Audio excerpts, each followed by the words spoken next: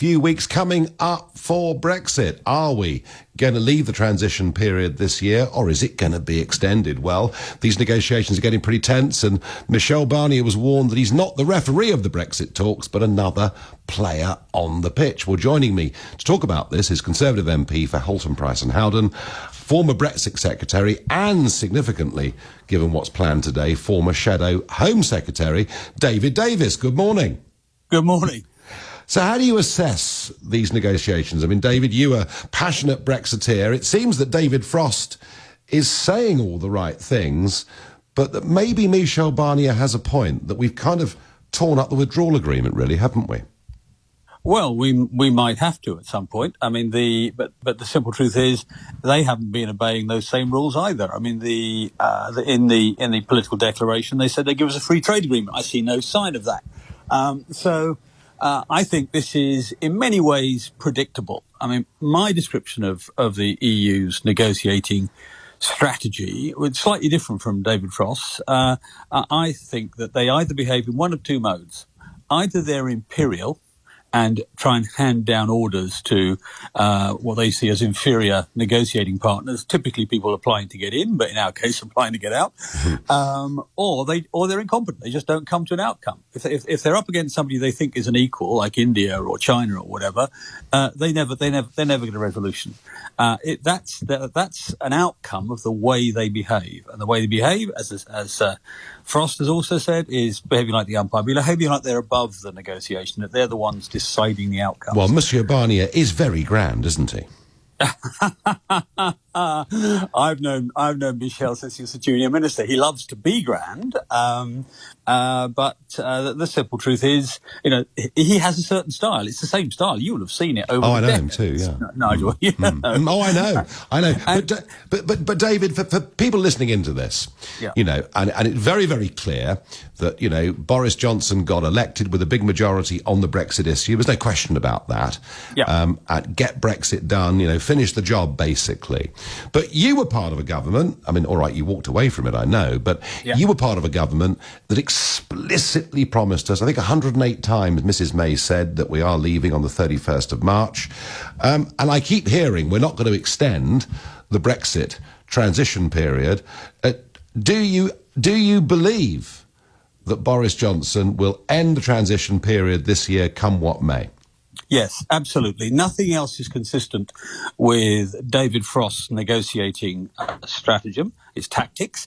I think, by the way, he's playing a blind. I think he's doing the best possible job. I should say that. And I've seen variants in that position. He's doing the best possible job with this.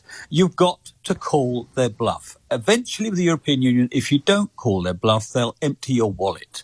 They'll take everything off you, including your shirt, off your back, and that'll be that. And we will have lost this exercise. So Dominic Cummings staying in post, in some ways, I mean, whatever we think about, the eyesight drive to Barnard Castle and all the rest of it, but Dominic Cummings... I've cancelled all my Optimum Express. Well, it's the most ridiculous cock and bull story I've heard in years, but never mind. But him staying in place presumably is quite important, because not all of that cabinet really believe in Brexit, do they? No, but you know what? I don't think this cabinet makes the decisions on this. I think the decisions on this are made by a very small group. Boris principally, obviously Cummings is involved. Raab is involved, a die-hard Brexiteer. Gove is involved, a little bit less die-hard, but nevertheless, he has his reputation nailed to it. So, I think it's going to happen. I don't think there is... Well, I'm more than think. I'm certain it's going to happen. Because apart from anything else, there are a whole load of MPs in Parliament. Unlike the Tory party pre-election in Parliament, which was, to say the least, divided on this, and actually divided with a balance against leaving, the MPs in Parliament, I think they owe their seats to it. Whether they do or they don't, they think they do. And they're not going to be very happy if suddenly we see another extension. Also, Nigel, we've had a demonstration of what extensions do. In the entire period of the Brexit process, despite heaps of pessimism piled on the process, despite the Bank of England, the Treasury, all saying it's an economic disaster, there was no downturn until we extended. The only economic hit prior to coronavirus that we took during the Brexit process was when we extended. The uncertainty suddenly made the markets turn down, made everything go wrong. Yeah. So the last thing we want to do now is add to the coronavirus issue by another extension. Okay. No, you're very clear on that. Now, David, you just used the word demonstration, and I have to just sort of come back to domestic events, particularly in London. Yeah. When you saw that on the 6th of June, the 76th anniversary of D-Day, we had desecration of Churchill's statue and indeed of the cenotaph and those scenes in Whitehall last night. What's your comment on that? Well, look, you look a long way in the Tory party to find it to be more determinedly in defence of the right to demonstrate, the right to free association and so on. But it's not a right to criminal activity. It's not a right to offend.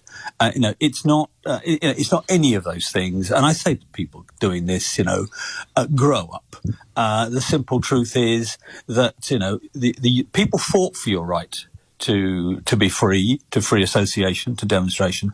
Please use it sensibly and respect the people who gave it to you. David, this afternoon there is planned to be another one of these Black Lives Matters protests that will take place outside the US Embassy.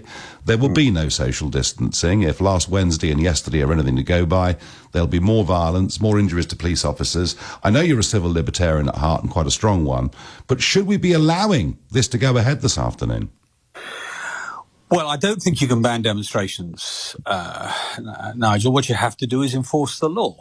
And the law, of course, is very clear on violence. There's no excuse for it under any circumstances.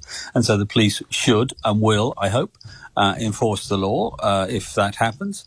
And, of course, it's the law of the land at the moment that we maintain 2 metres from everybody except our household members. Yeah, quite. So, so that's the law. Civil libertarianism is not a license to break the law. There are some exceptions in history, Gandhi and all that, but the simple truth is it's not a license in Britain to break the law, and there's no excuse in Britain to break the law. And so I'm afraid that the police, I hope, will enforce the law properly. I hope it goes ahead peaceably. We can all make our judgments into what will happen, but we shouldn't prejudge it, perhaps.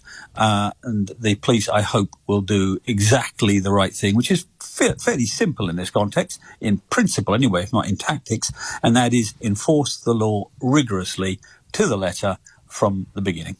David, thank you very much indeed for joining us. That was David Davis, Conservative MP for Halton, Price and Howden, and of course, former Shadow Home Secretary, which is why I asked him those questions about what will happen this afternoon. As he says, you can't ban protests, but you can enforce the law. And the law means if you're violent, you're arrested, and you have to maintain social distancing. That would be quite a job for the police. Let's keep this debate